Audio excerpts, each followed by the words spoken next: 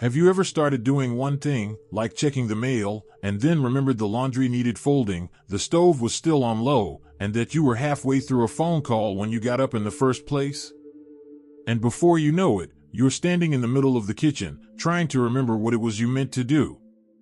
If that sounds familiar, don't worry, you're not alone. In fact, that kind of mental juggling has become so common that many of us treat it like a skill. For decades, multitasking was praised. We were told it made us more productive, more efficient, more capable. But here's something that doesn't get talked about enough, especially for those of us over 60, multitasking may actually be doing more harm than good when it comes to your brain health. Now, that might be a little surprising to hear, especially if you've always thought of yourself as someone who gets a lot done in a day. But just because we can juggle many things at once, doesn't mean we should. And when we get older, our brains don't recover from those interruptions as easily as they used to. That's not a flaw, it's just how the brain naturally changes with age. But the good news is, once you understand what's happening, you can take smart, simple steps to refocus your brain, and even strengthen your mental clarity in the process. In this video, we're going to explore exactly why multitasking can drain your brain after 60, and what you can do instead, 5 realistic, practical habits to help you feel sharper, more focused, and more in control. So let's start with this simple truth: our brains aren't wired to do many things at once. Sure, we can switch between tasks quickly, but every time we do, the brain has to hit pause, change gears, and reorient itself. It's a bit like trying to read 2 books at once by flipping back and forth every few pages. You might think you're keeping up, but in reality, you're not truly absorbing either one. And after 60, those mental switches start to take more time. The processing speed slows down slightly, the working memory becomes more sensitive, and it takes more effort to refocus after being distracted. That's not a problem in itself, it's just how the brain naturally prioritizes energy. But when we pile on more tasks, more interruptions, more noise, we're actually exhausting the brain's ability to concentrate, and that's when we start to feel scattered, foggy, even anxious. The first step to refocusing is recognizing when multitasking is sneaking into your day without you even realizing it. Like having the TV on while scrolling through your phone. Or trying to cook while answering texts and listening to a podcast.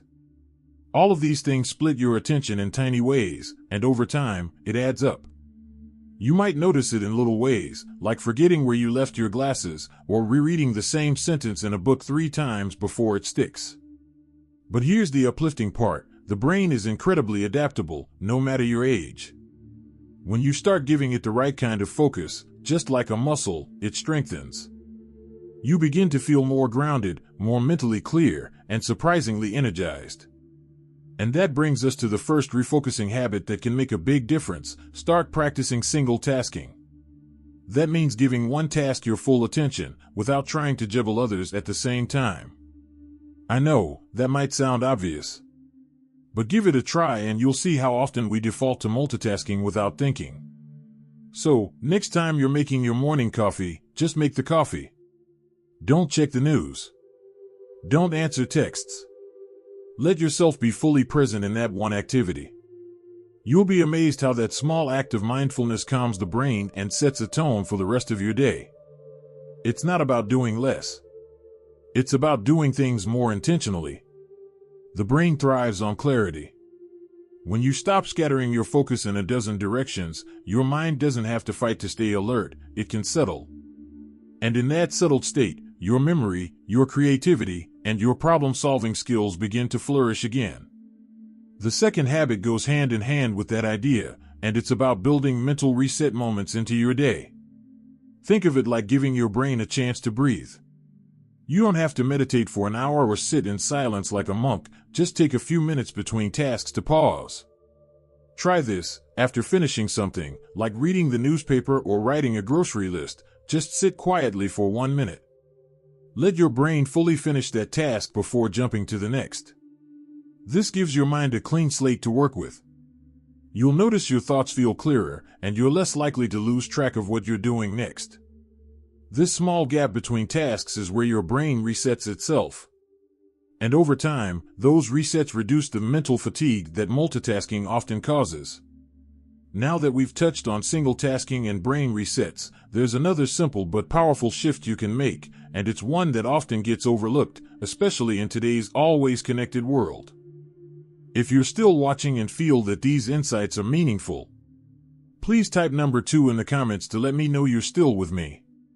And if you haven't subscribed yet, I warmly invite you to do so, and don't forget to turn on the bell, so you won't miss any of our upcoming videos designed to uplift, inform, and inspire.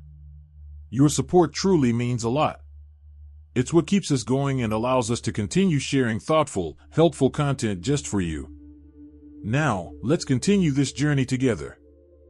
Now that we've touched on single tasking and creating those little brain reset moments, let's talk about something that might seem harmless: constant notifications. You know, those dings, buzzes, and little banners that pop up on your phone, tablet, or even your computer screen. They may not seem like a big deal, but every time one goes off, it grabs your attention, even if just for a second. And that tiny interruption is enough to pull your brain away from what it was doing and force it to reorient. It's like you're in the middle of writing a birthday card to your grandchild, and suddenly your phone buzzes about an email or a weather alert. Your mind jumps, your train of thought breaks, and now you have to get it back. And the older we get, the harder it becomes to refine that focus without a little extra time and effort. This is where the third habit comes in: protect your focus by limiting distractions, especially digital ones. One of the best things you can do for your mind is to create what I like to call quiet focus zones. That means turning off non-essential notifications, putting your phone face down, or even setting it in another room when you want to concentrate on something, whether that's reading, writing, talking with a loved one, or just thinking. If you like using your phone, that's perfectly fine. But try giving yourself specific times to check it, like once every hour or two, rather than glancing at it every few minutes. Your brain will thank you for the uninterrupted time. Think of it like giving your mind a chance to go deeper, rather than just skimming the surface all day long. And don't underestimate the power of silence. Even just sitting with a cup of tea and letting your mind wander without input can actually help you process your thoughts, refresh your focus, and calm your nervous system. That brings me to the fourth habit: slow down your transitions. What do I mean by that? Well, most of us are used to jumping from one thing to the next without thinking. You might go from paying bills straight into making dinner, or from talking on the phone into tidying up the living room. But just like your body benefits from stretching before exercise, your brain benefits from a gentle shift between tasks. Before starting a new activity, take 30 seconds to pause. Take a breath. Say to yourself, "Okay, I finished that. Now I'm moving on to this." It sounds simple, and it is, but that small act of awareness helps your brain reset before engaging in something new. And that keeps you grounded, less frazzled, and more mentally alert throughout the day. And let's be honest, when we were younger, maybe we could hop from task to task, full speed, and not feel it.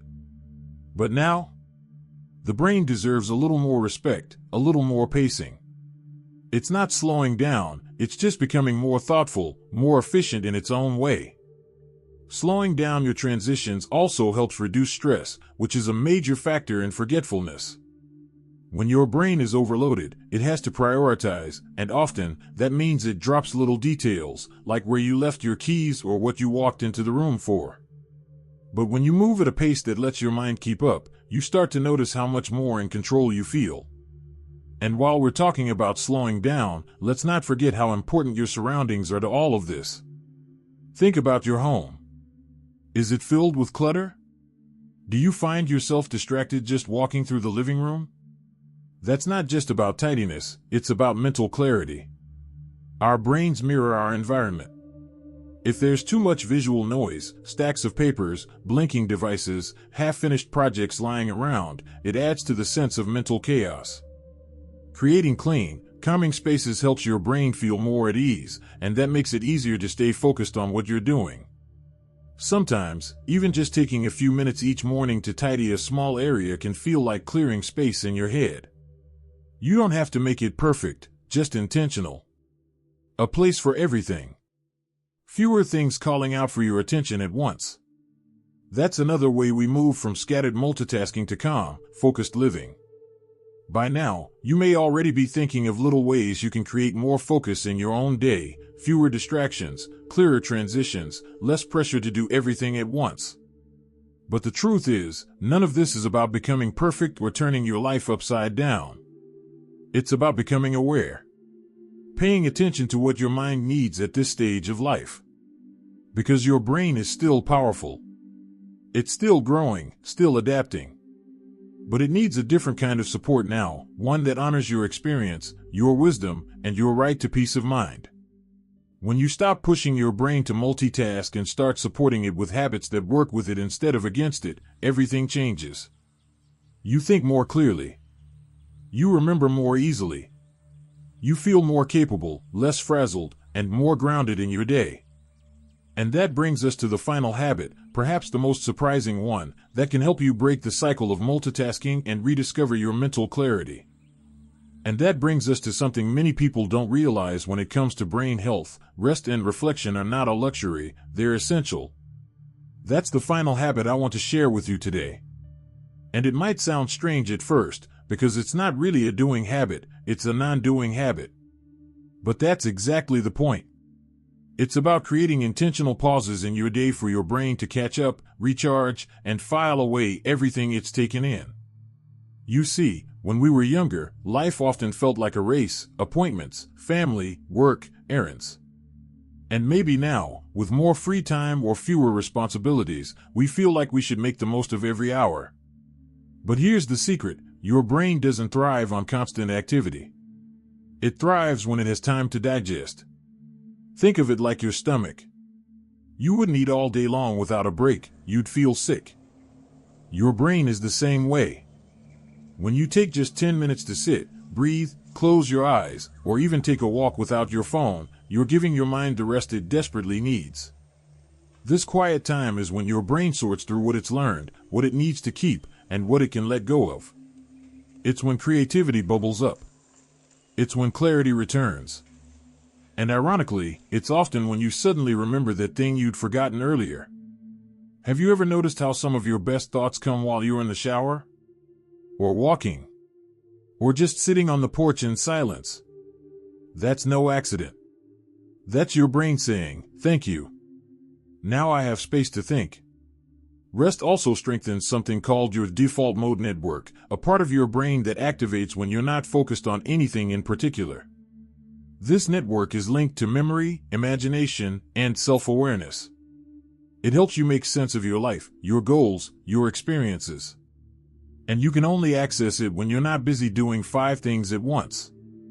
That's why after a lifetime of multitasking, the best gift you can give yourself is the habit of gentle, regular stillness.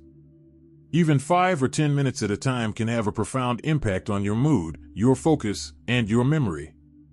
It might look like sitting in your favorite chair with a cup of tea, or taking a slow walk without an agenda, or even just lying down with your eyes closed and breathing deeply.